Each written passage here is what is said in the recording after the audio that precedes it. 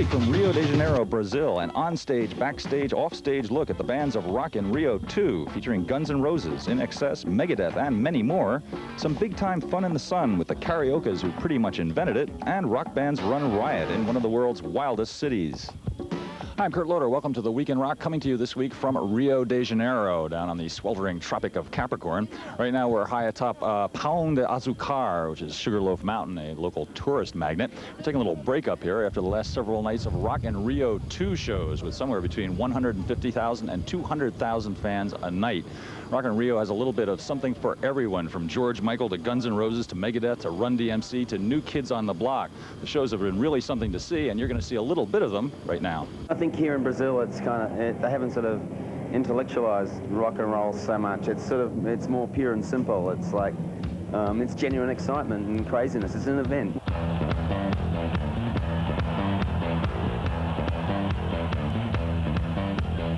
Trio gonna rip Rio and de Janeiro. The last 3 days have been probably the most fun I've had, you know, in ages. Rock and roll riot.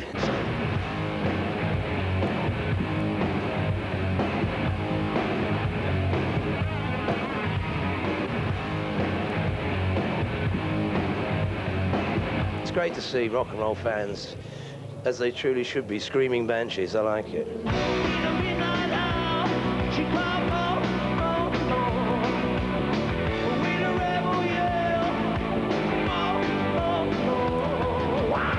It's really exciting anyway, just to sort of feel the buzz of all that many people. Although I could tell they were being a bit tortured down there. I don't know if I would have been down the front. Here we go! It's tricky to rock around, that's right, on time is tricky. It was like straight off the plane to the stage. What's the difference? Why should I take off my attire? I had on the mink on the beach too a little while ago, so you know, Bruno. If you don't know, then who knows?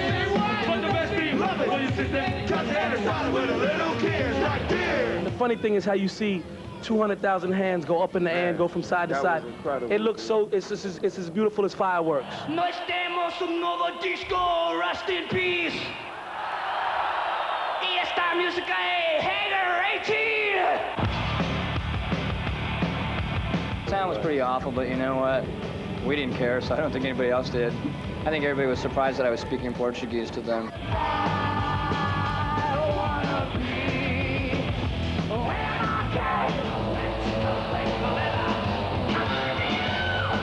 So hot here. I was on that stage wearing the usual heavy metal Rob Halford garb. You know, the metal god has to look like the metal god.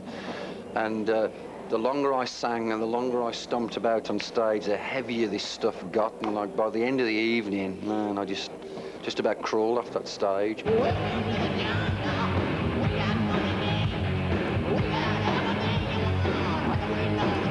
What it was, you know, we didn't have a set list or anything. We just threw it all together. New drums, keyboard player, neither of them ever playing on stage with us before. It's like, you know, they have no idea how our formula is, right? Which is like non-formula. So we're looking at Matt going, play. So what song? Okay.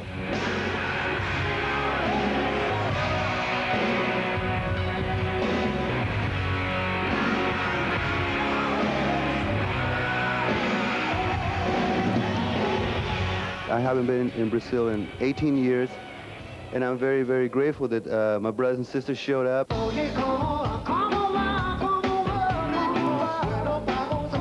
For a band sort of born into the 80s and 90s, I feel like, there's very few places that you left the pioneer, and, you know, this has all sort of hit us like this.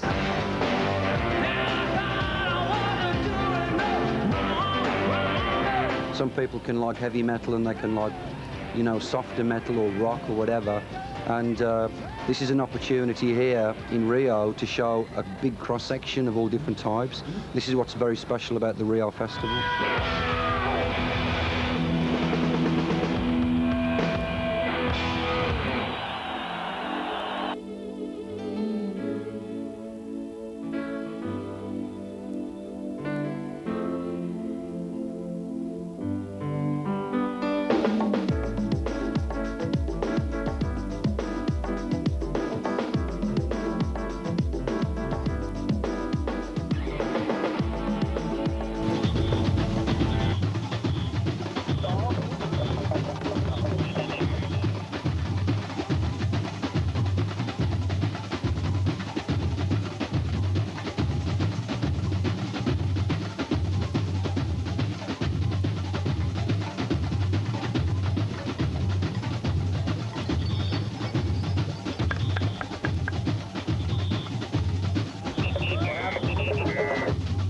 park here. It's like open. There's no admission fee or something like that. Yeah, there's no rules, nothing. You just go there and skate, like, you know, go play tennis or something.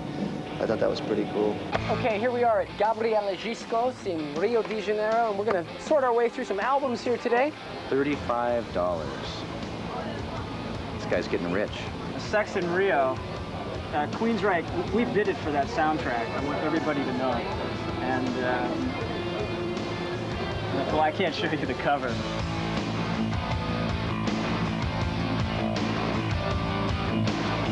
This looks like the Música Popular Brasileira, something like that. Must mean it's local tunes. La la la la la la la in Rio. Some of the sights and sounds of Rio de Janeiro. You know, one of the reasons why Brazil is such a logical place to hold a monster festival like Rock in Rio is that this is one of the world's most musical countries, a place where the samba and the bossa nova were invented, and the home of such internationally celebrated stars as Gilberto Gil, Gaetano Veloso, Gal Costa, and Antonio Carlos Jobim. There's also a whole new generation of Brazilian rock and pop stars strutting their stuff every night on stage at Rock in Rio, and here now is a look at just a few of them. While the big stars at Rock in Rio were mainstream commercial acts, a handful of Brazilian rock bands also took the stage. There's plenty of native rock and roll year-round in Brazil, and other powerful styles as well.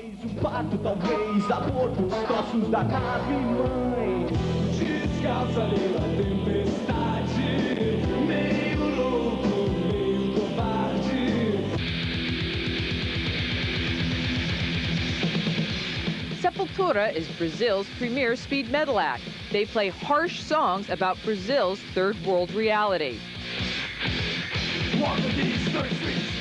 I write more about real stuff that I see, and I think it's strong and fits with our music, like violence, repression. Mainly living here in the third world is very aggressive and repressed by police and the government, the drug dealers, all that stuff that's around us.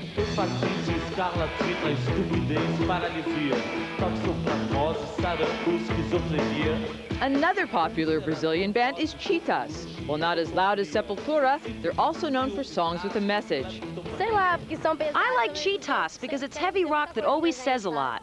All over the world, there is a lack of poetry in music, you know. The Doors were great, but I think nobody else is doing great poetry in rock and roll music. And I think we try to keep this tradition, that's a tradition of Brazilian music. There are also some acts that brazenly imitate established Anglo-American bands. Rock in Rio performer Billy Idol may have thought he was in a time warp when his Brazilian clone Supla took the stage. Supla says he is a great admirer of Idol's music, but if Billy thinks they look alike, he'd better look again. Sorry, Billy, I don't think, man, because, you know, I did a lot of sports in my life, you know. So you don't surf, you don't play polo in a horse, you don't play basketball. Brazilian fans definitely support their various homegrown acts, but the music with the biggest punch in Brazil isn't any kind of rock and roll. When people here want a beat to go wild to, they get an army of drummers and crank up the samba. This is a samba school in Rio, where percussionists and dancers are preparing for the upcoming carnival. This isn't a dress rehearsal. If it was, it would look like this.